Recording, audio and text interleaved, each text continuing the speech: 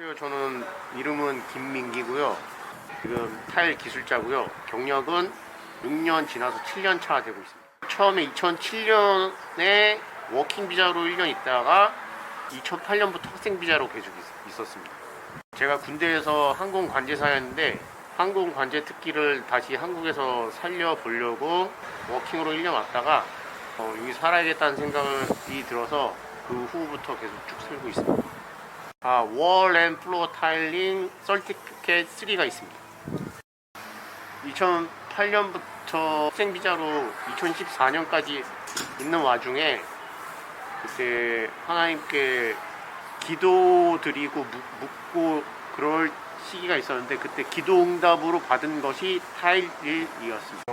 가구 제작 캐비넷 메이커 과정 해입에서 2년 이수했고요.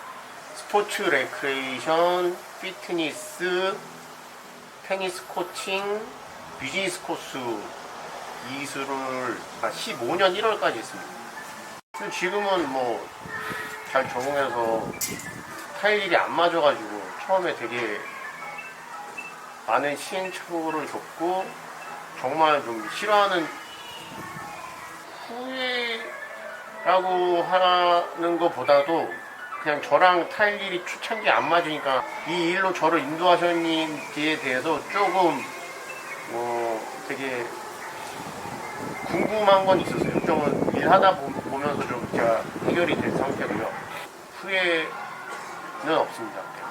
이 타일 일은 조금 섬세해야 되는데 성격상 섬세하지 못한 게 있어가지고 조금 거칠었습니다. 그래서 많은 시행착오를 겪다 보니까 지금은 일하는 거에 대해서 많이 좀 섬세해지고 많이 적응이 됐죠. 타일 일은 일단 기술직이라서 제 몸이 되는 데까지는 어디 가서 굶어 죽진 않을 것 같습니다. 호주에서. 왜냐하면 호주에 타일 수요가 너무 많아서 한국보다 많고 그래서 여기에서는 한국 타일 기술자는 어느 정도 메인 밸류가 있거든요. 그래서 자기가 기술이 있다면 충분히 살아갈 수 있는 기술직이라고 생각합니다. 일단 매일 타일을 들어야 돼서 몸이 망가지기 정말 쉬운 직업이라서 좀 나이가 들면은 관절에 좀 많이 무리가 갑니다. 그럼요.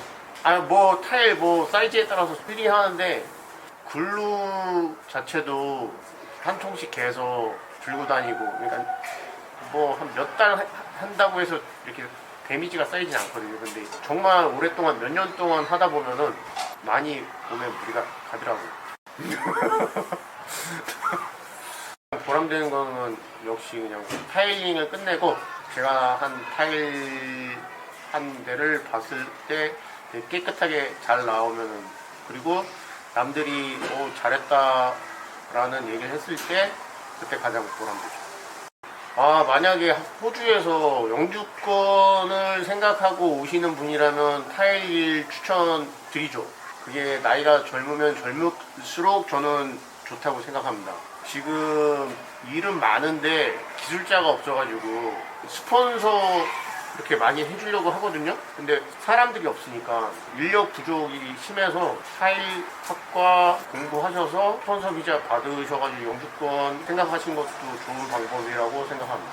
네, 타일 지금 있는 회사에서도 타일 학교 마치고 스폰서 비자로 있는 친구 있거든요. 학생이면은 주에 20시간밖에 일을 못 하는데 학생으로 있으면서 일하는 것도 가능하다고 생각됩니다. 코로나 이전에는 데모드라고 하는 그러니까 저희 기술자들을 서포트하는 친구들이 워킹 비자로 많이 와가지고 일을 많이 했었거든요. 근데 코로나가 터지고 나서 워킹으로 오는 친구들이 이제 더 이상 못 오니까 이제 그런 저희를 서포트할 수 있는 친구들이 없습니다. 그래서 저희가 일일이 다 글로 개고 타일 날르고 그러다 보니 일에 대한 능률도 그 전보다는 오르지 않고 기술자들이 몸이 더 많이 좀 고대진 게 코로나 후의 일이라고 생각됩니다. 아니요, 지금 요새 호주 부동산 경기가 좋아져가지고 건축을 많이 하고 있거든요. 코로나 전에 건설 경기가 활발했다고는 할 수 없지만 저희 회사 자체는 계속 꾸준히 바쁜 상태여가지고 제가 느끼는 체감은 잘 모르겠어요. 근데 지금 현재 2021년 7월 이 시점에 타일 일손들이 너무 많이 부족하다는 얘기를 많이 들었거든요.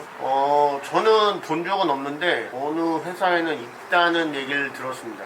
그라우트라고 타일하고 타일, 그러니까 한국에는 매지 아줌마라고 하죠. 근데 저희는 그라우트 넣는 여성분들이 있는데 그라우트 하다가 타일러 조금, 그러니까 중간 기술자처럼 타일 하는 분들이 있다고 얘기 들었고요. 저희 회사에서도 그라우트 넣는 친구가 지금 스폰서 비자 받아가지고 체류하고 있습니다. 여성분들도 그라우트로 시작해서 기술자처럼 이렇게 전향하긴 하더라고요. 다른 기술보다 좋은 점이 있다라고 얘기하셨나요? 아니요, 뭐 없어요? 급여 면에서 만약에 헤드 타일러가 되고 뭐 팀장급이 된다면은 다른 기술직에 비해서는 많이 받을 수 있고요. 뭐 그리고 다른 기술직도 마찬가지겠지만 남의 밑에서 일하다가 자기가 이렇게 비즈니스 할 수 있잖아요. 근데 타일도 마찬가지라서 다른 기술직보다는 조금 자기 비즈니스 할 수 있는 능력이 조금 기회가 많은 것 같습니다. 타일 시작하고 나서 6년 만에 받았죠, 저는. 영어 점수 따는 게 조금 오래 걸려가지고 제가 2014년 5월에 시작을 해서 회사 한 번 옮기고 지금 있는 회사에서 스폰서를 받은 건데 2020년 9월에 받았으니까 6년 걸려요. 하나님께서 타일 일을 하라고 인도하신 길이기 때문에 제 의지로 뭐 타일 일을 그만둘 생각은 없고 하나님께서 만약에 다른 길로 인도하시면 따라갈 생각이고 아직까지도 회사 옮길 생각은 없습니다. 하나님께서 인도하시면 뭐 회사를 옮기는 것도 하나님께 맡겨드리려고 생각 중입니다. 다른 직종을 생각해 본 적은 아직까지는 없는 것 같아요. 일 끝나고 나서는 뭐 테니스 치고 교회 예배 주말 아니요, 저희 토요일까지 일해요. 월요일부터 토요일까지. 타일은 주 6일 한다고 생각하시면 됩니다. 현장에 그러니까 일이 준비가 안 돼서 부득이하게 일을 못하는 경우 빼고는 그냥 월요일부터 토요일까지라고 생각을 하시면 됩니다. 그런 거는 저기 그 오너하고 상의를 한번 해보셔야 돼요. 제가 할 수 있는 건 아니고. 달라진 거 없어요. 그냥 똑같아요. 그냥 제 삶은 똑같은데 다만 마음 깊숙한 곳에 그 체제에 대한 불안감은 지금 없어진 거 빼고는, 하지만 삶이 변하고 이런 거는 없는 것 같아요. 그냥 전과 후는 똑같아요. 제가 살고 있는 생활 방식이나 패턴이나 똑같아요. 많이 틀리다고 들었어요. 제가 한국에서 타일을 안 해봐가지고 어떻게 틀린지는 체험을 못해서 잘은 못 드리겠지만은 들은 바로는 쓰는 작업 도구부터 조금 차이가 있고 방식도 차이가 있는 줄 알고 있습니다. 저희는 만약에 벽 타일을 예를 들면은 밑에서부터 위로 올라가는데 한국에서는 위에서부터 아래로 내려온다는 그렇게 하더라고요. 벽 타일 글루 자체가 한번 붙으면 안 흘러내리는 그런 재질의 벽글루를 써가지고 위에서부터 이렇게 아래로 내려온다고. 글루가 흘러내리죠. 그라우트는 타일과 타일 사이에 틈이 있는 거를 색깔 시멘트로 그냥 채워주는 게 그라우트.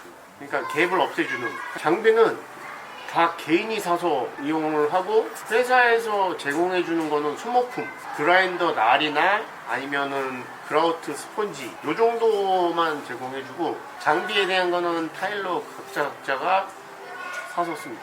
제가 학생비자를 테니스 코칭을 하고 있을 때 제가 타일 일을 시작을 해서 테니스 코칭에서 비즈니스로 바꿨습니다. 스폰서는 저 같은 경우는 쉬었고요. 지금 스폰해 주신 사장님이 같이 테니스 치시는 분이어가지고 안면도 있고 그래가지고 제가 회사 옮기고 나서 3개월 만에 스폰서 비자가 나왔어요. 왜냐면 제가 그 전에 영어 점수를 만들어서 회사를 옮겨가지고 사장님께서 들어간 지 한 달 만인가 2달 만에 스폰서 비자 넣어라 해가지고 바로 넣은 케이스라서 저희 회사에서는 스폰서 비자로는 제일 빨리 나온 스폰서 비자 영어 점수는 5.0이어서 그렇게 어렵진 않았어요. 영주권은 275 6.0이어가지고 제가 좀 그때는 고생을 했습니다. 영주권은 영어 시험 IELTS로 안 보고 PT 시험으로 봐가지고 많이 좀 고배를 마신 끝에 겨우 이렇게 넘었죠. 아 처음에 그 튜터 받고 어떻게 해야 되는지 알고 나서 혼자 혼자 했죠. 아 감사합니다. 잘 나왔나 모르겠네. 저도 잘 모르겠어요. 어쨌든 뭐 최대한 열심히 만들어 보겠습니다.